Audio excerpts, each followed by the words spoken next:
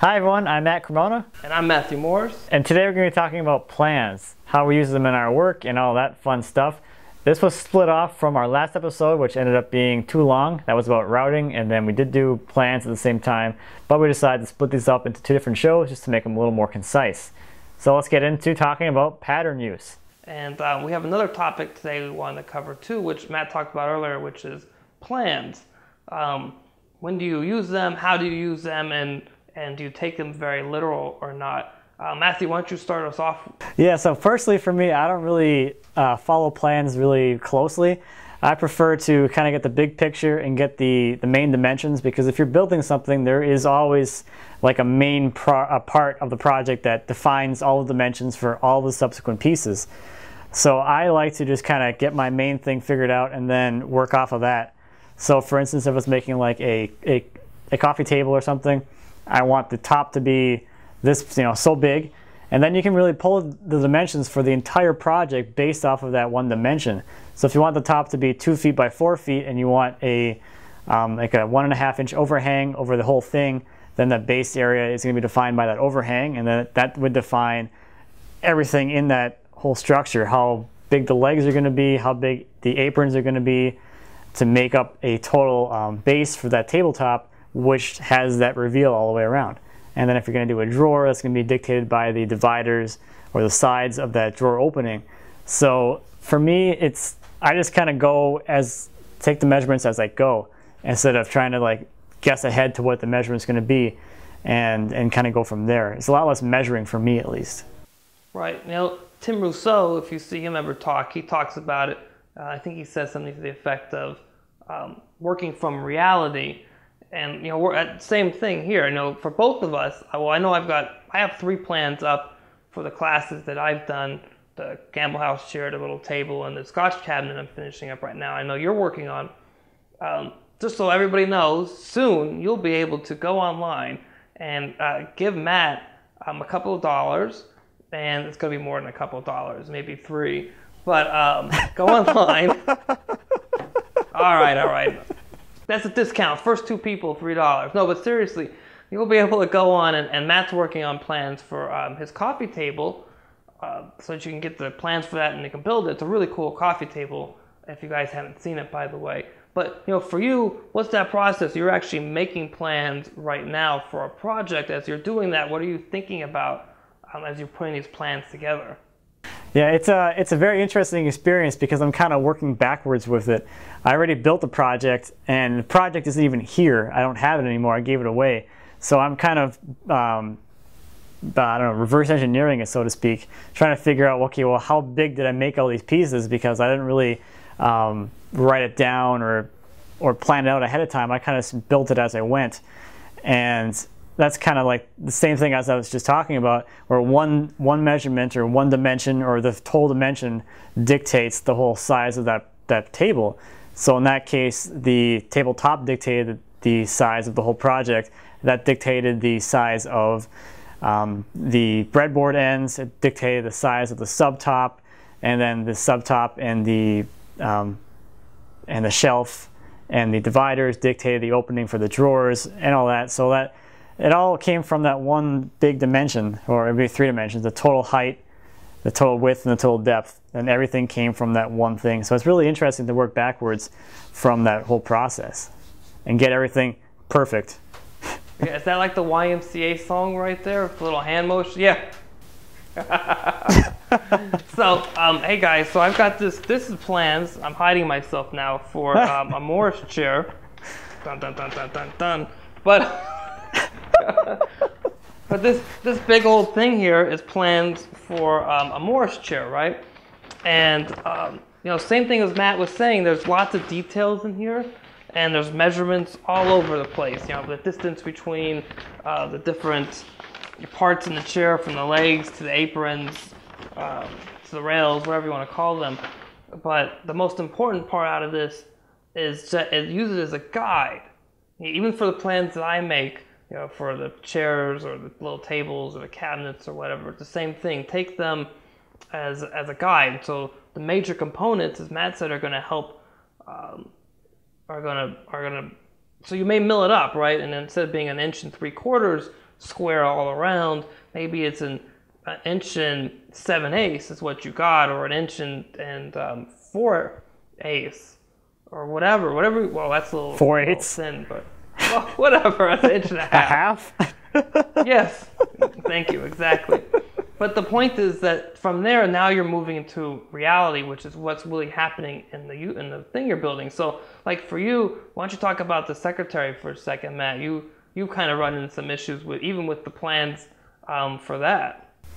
Yeah, the plans for this, I went through a very interesting learning experience where I found out that some of the measurements that they indicated in the plans are not correct.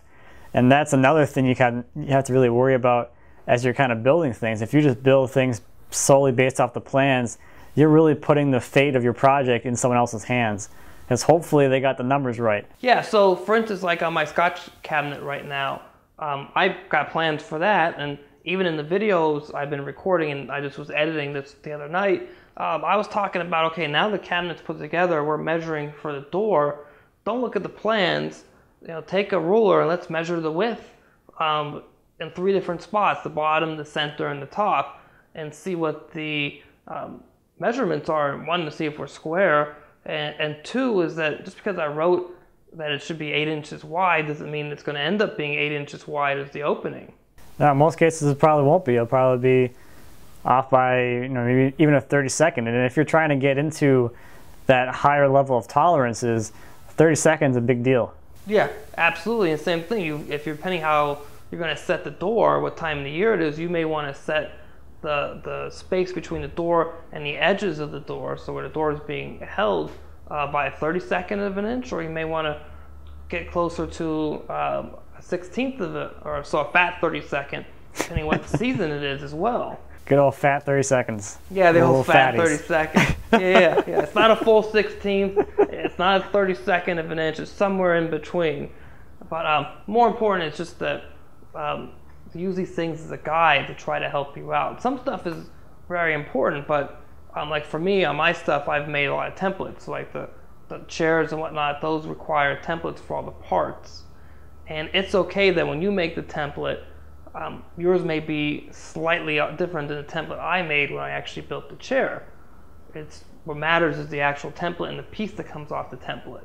Yeah, I think you bring up a really good point about going and measuring right from the workpiece, because the more you can do that, the easier life is going to be in the shop, because for most of the things, it doesn't matter what the measurement actually is. It matters that it fits perfectly, or it fits to that tolerance you're looking for.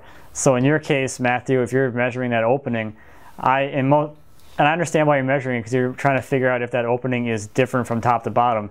But if you're measuring something that's going to be a little more fixed, I wouldn't even measure it. I just go up to the workpiece, put in like whatever I want to make fit in there, butt it up against one end, and mark it with my knife. And doesn't matter what the measurement is, just cut to the knife line.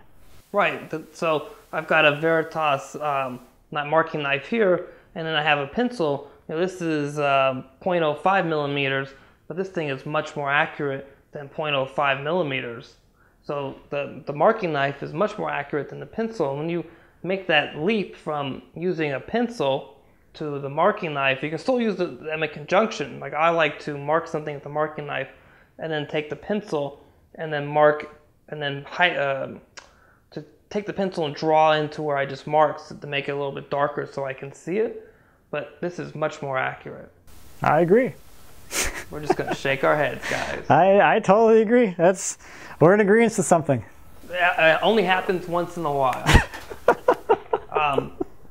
So let's talk about marking since we're here. Yeah. What kind of stuff do you use to mark your parts, Matt? Oh, I just like mark for cuts, or just to mark them in general, or? Well, I mean, do you have a marking gauge? Do you have knives as well? Yeah. So a lot of the things that I do, or I try to do in my shop and in my work, is that whole idea of referential measurement. The number itself doesn't matter. What matters is that the measurement that I'm trying to get to, or the piece I'm trying to get to, is fixed by the piece I'm trying to fit it to. So the marking gauge is going to be really great for that, because you can set that to the thickness of another workpiece, for instance. You can set it to the thickness or the depth of maybe a hinge leaf, anything like that. And you can hold that marking knife up there, and you can see that the distance between the fence and the cutter is exactly the same as the thickness or the distance you're trying to make for something else.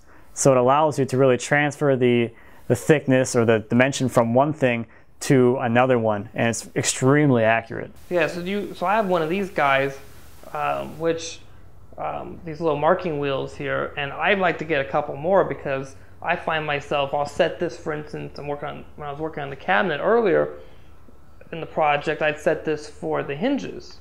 Yep. On the stiles for the actual cabinet, and then the hinges on the stiles for the door. And the next thing I knew, I wanted this somewhere else, and I couldn't use it somewhere else because I had that setting. I didn't want to lose it. Yeah, exactly. I didn't want to lose it. So, yeah, I really wish I had another one of these. I guess it's somewhere on the list of things to buy. But this is, as you said, far more accurate. Take it to the piece, find out what the thickness is or the depth, and then move it to the next piece. Yeah, I like to get some more as well, because same problem as you. You set it and you don't want to change it because then you lose your setting. So it's really handy to have more than one of them. Right, and these things too, guys, you got to sharpen too. They have a little cutter blades and whatnot. If you don't want to sharpen yourself, I guess you can always buy new inserts. Yeah, so that's the wheel one, right? I'm too far away to see. Yeah. So the wheel one's got the little carbide things on it. The one I have that I like more, I like my cutting gauge a lot better because it has an actual knife in it. And this thing, you can pop a knife head out and you can take it to the stones or whatever and sharpen it. Mine needs a little bit of sharpening. It's a little dull right now. So marking is really important. Having a nice square is really important. I have Starrett's, and then an Incra guaranteed. The one that are guaranteed square ones. But that's really good too. To making sure you're square. But if you're not square, it's okay not to be square too. Sometimes you want to mark things at angles, right? Yeah, Matt's laughing at me right now. Even though if you guys can't see it, he's laughing at me I'm laughing because your comment about not having to be square, and I laugh about that because as I get further into this woodworking adventure, it's very interesting to me because I know that being square just makes your life easier, but it's not like it has to be square. What matters is that the things that you're trying to fit to that opening that isn't square or whatever has the same geometry. So if you have a door that's trying to go into an opening, doesn't matter if it's square or whatever, you want that door to have the same geometry as that opening. It just helps you because your whole shop is set up to be in the square life. So it's a lot easier to fit that door if the opening is square, but not impossible to fit a door into a not square opening and make it look perfect as well. Right, sometimes things move. So back to the not square, we're talking about the door. I'm working on these cabinets, and one of the doors, I have it in the videos I've been recording. The style, it was straight when it came off the table saw. When I put it in, it seemed like it was straight, but when I glued it in, it ended up bowing inward. So what I ended up having to do was, over at the bench with a smoothing plane, I actually removed more material in the center, feathered into the center, so I'd have the same reveal across the entire length. And now you couldn't tell that by looking at it now that it was bowed at one time. I mean, the style's bowed in, but after removing that material, it looks right, but it is bowed. So what I was saying about not being square, what I meant by that too is sometimes you got to mark in angles. So here, oh, okay, right, and same thing what you're talking about. I mean, both are very relevant. I have a couple of different angle gauges here. This guy, I have two from Crown, and they're okay, they're nice. I don't like this locking mechanism myself. I like the Veritas one a little bit better, which is the lock is here in the center, and with the pressure it locks the blade. Because when you're setting this up on the table saw, and you have the locking mechanism in the wrong spot, and it's against the bottom of the tool, and it goes, it screws up the angle. You have to redo everything. This I don't have that problem with. I don't really do that very often. No, you I have a bevel gauge, but it's right there in my cabinet there. You don't use it often? I don't use it. I don't do a whole lot of angle stuff. I don't do a whole lot of things where I need to transfer an angle from one thing to another very often, I guess. Right. Well, I do a lot of chairs. Yeah, I was going to say, you do chairs. It's got way more angles than anything that I make. Yeah, and chairs are angled from the front being angled to the back, and then the legs and all the other fun stuff. So there's angles all over the place. But even here on these cabinets,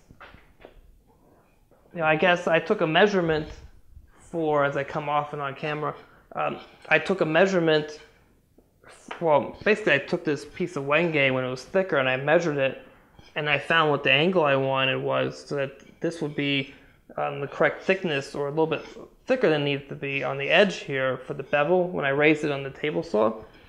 And yeah, so I used the bevel gauge then to find the angle I wanted by connecting 2 points and then setting my blade at the table saw. I just eyeball that when I do raised panels on the table saw. I draw the line on the end of the board, and I put the board on behind the blade, and then I just tilt the blade and adjust the fence until I can see that the blade is right there. Okay, sure. Both will work just fine. I mean, I usually raise these panels by hand with a jack plane and then come down with a smoothing plane, but for the video I wanted to show how you could do it on the table saw as well. It's funny that there's just so many ways to do the same thing. It just depends on the person doing it. Yeah, it's like, for all of you out there who use Photoshop, I've been using Photoshop since version 2, right? I don't know what version we're on now, 14 or 22 or whatever it is. There's 10 ways to do the same thing in Photoshop because the program is getting larger, but we're working the same thing. There's lots of different ways to accomplish the same thing. You can use a small little router like this guy Matt and I have with a router bit to cut the mortise for a hinge. You can use your chisel to cut the mortise for a hinge. You can get a butt mortise chisel, a plane to cut the mortise for a hinge. Or a router plane. Yeah, a router plane to cut the mortise for a hinge. There's lots of different ways to accomplish the same thing. In one of our previous shows, we had a great question from Joe Walters, and he asked, when should you use de-wax shellac and when should you use shellac that has wax in it? And I think what we're going to try to do today is just talk a little bit more about finishing, not just with shellac, but other finishes as well. So the difference between de-wax shellac and regular shellac, as far as when you want to use the two, is de-wax shellac can be used as a sanding sealer.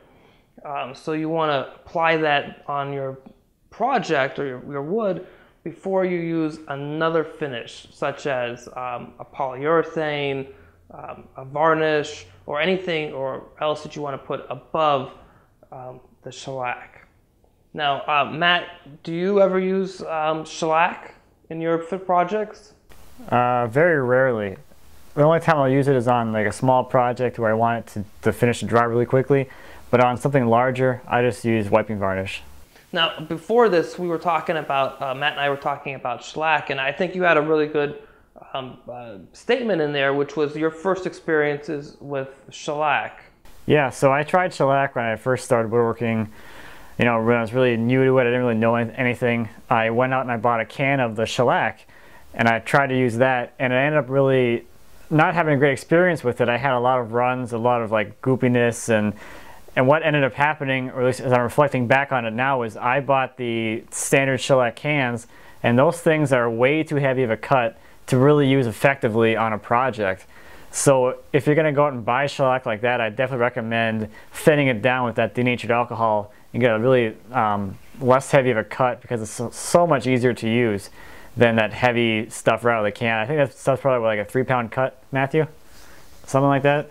Yeah, so I think, I'm not 100% positive, but actually I think that, so this is Zinsser's Bullseye shellac. Yeah, that's what I used. Right, and nowhere does it say de-wax. This guy, I think it's actually a 4-pound cut in the can. Right, it's really thick. Has a high viscosity to it, and there's nothing wrong with that. The best thing to do with something like this is to grab some denatured alcohol and to cut it. So you want to take the 4-pound cut, if you want to make a 2-pound cut, for instance, you take equal amounts of the shellac in the can, equal amounts of the denatured alcohol, put them into something else, and you mix them up, and then you've got a 2-pound cut. If you want to do a 1-pound cut, which I actually like using somewhere between a 1-pound and a 1.5-pound cut myself, then you just put more denatured alcohol, so you get a little bit different of a mixture. what's nice about the thinner coats is that what Matt was saying is that it doesn't, you have less of a chance of it pooling or running or any drips or anything else like that, and it actually dries incredibly fast. This is Zinsser's Bullseye. And it says here it's a seal coat, and it's 100% wax free. And this is the stuff that you want to use if you're putting something else on top of it, another finish. Now, what I like to do a lot is to actually get flakes and to make my own mix. So what's nice about the flakes is you only make the amount of shellac you need for the project that you're working on, and this stuff can be saved and used later.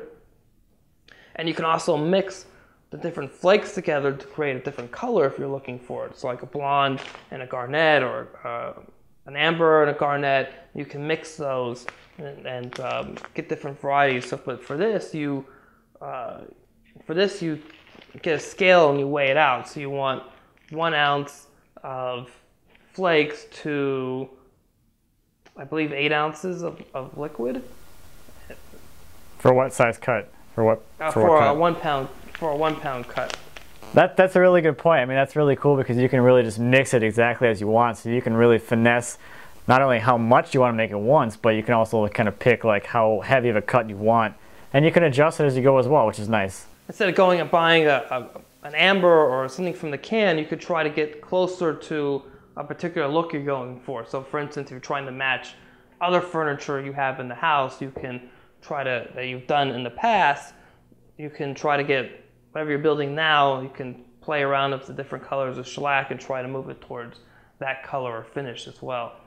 So what do you like to use in your shop, Matt? I use a wiping varnish. I use General Finishes, General Finishes Armor Seal. I use that all the time for like everything because it just works really well for me. I never have a problem with it. I don't really have to worry about runs or drips or anything like that. Mostly because I apply with a rag, so I'm always like wiping and touching the surfaces, so there really isn't an opportunity for any kind of pooling or dripping to happen with that stuff. And it just is really hard to screw up, which I like a lot, because things that are easy to screw up, I screw up pretty easily. So, does the Armor Seal have any wax built into it, or do you do your waxing afterwards?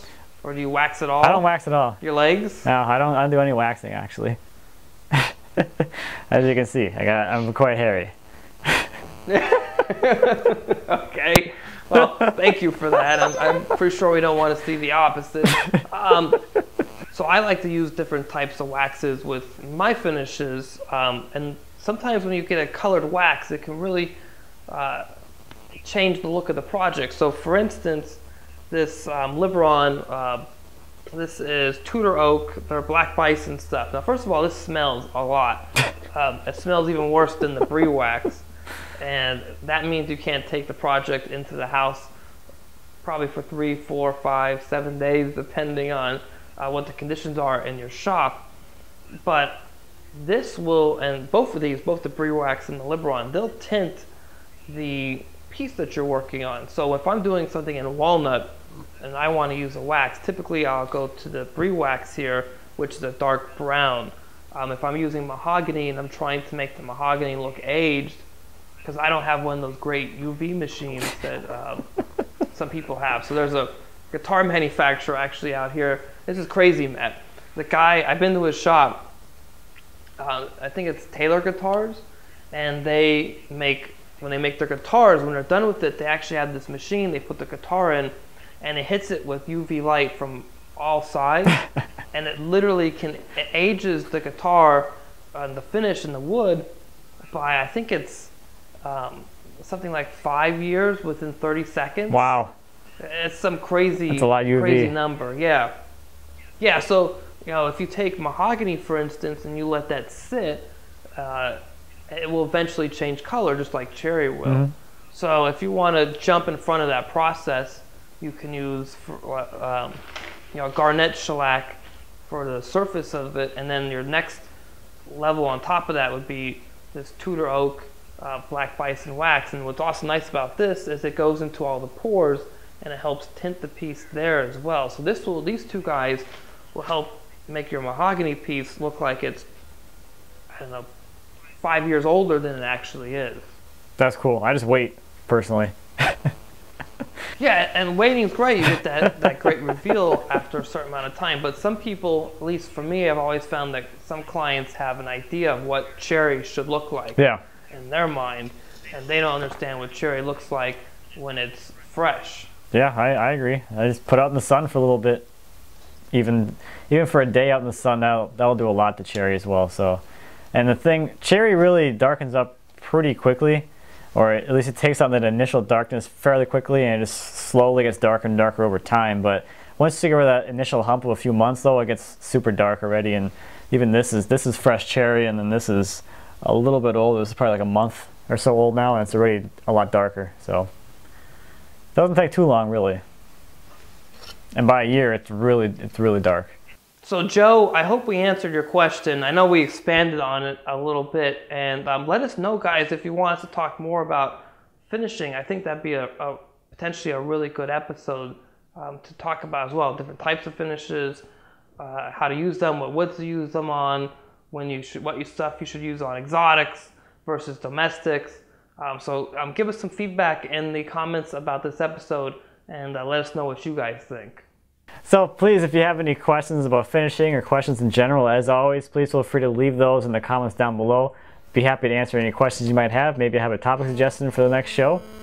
If you want to find more about me, you can head over to my website. That's at mattcremona.com. And Matthew, why don't you tell them how they can get a hold of you? And you can find me at nmmwoodstudio.com for all my social media content, YouTube, all that crazy stuff. And look, guys, as always, we really love you to subscribe to the channel. Share it with your friends, your neighbors, your loved ones, your pets, people you didn't even know. You know, just show them on the street, the YouTube on your iPhone or your Galaxy phone or whatever it is. And we'd really appreciate that. So until next time, we'll see you guys in 2 weeks. See ya. Bye.